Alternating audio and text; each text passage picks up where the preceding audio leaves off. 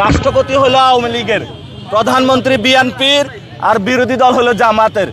সব একসাথে মিলে একটা প্যাকেজ তৈরি করা হয়েছে, যেই প্যাকেজ মধ্যে গণ অভ্যুত্থানের শহীদরা যে কারণে শহীদ হয়েছিলেন, আবরার ফাহাদ যে কারণে শহীদ হয়েছিলেন, এই প্যাকেজের মধ্যে কোনো লেশ মাত্র নাই।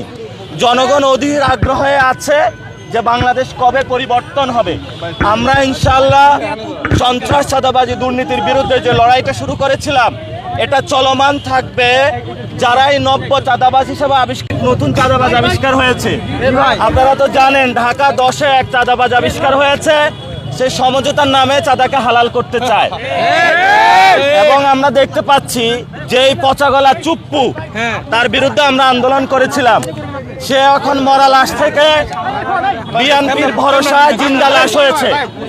এই জিন্দা লাশ হলো এখন তারেক রহমানের পাহারাদার এবং সহযোগিতায় গণ অভ্যুত্থানে যারা অংশগ্রহণ করেছিল তাদেরকে জেলে নেবার চিন্তা এবং শাস্তি দেওয়ার চিন্তা তারা করতেছে। আমরা তাদের উদ্দেশ্যে বলতে চাই, বাংলাদেশে যে ইনকিলাবের যারা আমরা রয়েছি, গণ অভ্যুত্থানে যারা আমরা অংশগ্রহণ করেছিলাম, এইসব সন্ত্রাস, চাঁদাবাজি, দুর্নীতি যতই হলো চুপ্পুর পাহারাদার হোক না কেন, আমরা ইনশাল্লাহ যদি তারা বেশি করে বঙ্গভবনের সামনে একবার যাব আর চুপ্পুকে নিয়ে ইনশাল্লাহ চলে আসব। আমরা এটা বারবার বলেছিলাম যে আমরা বলি যে পুরা গভর্নমেন্টটা হলো সমঝোতা।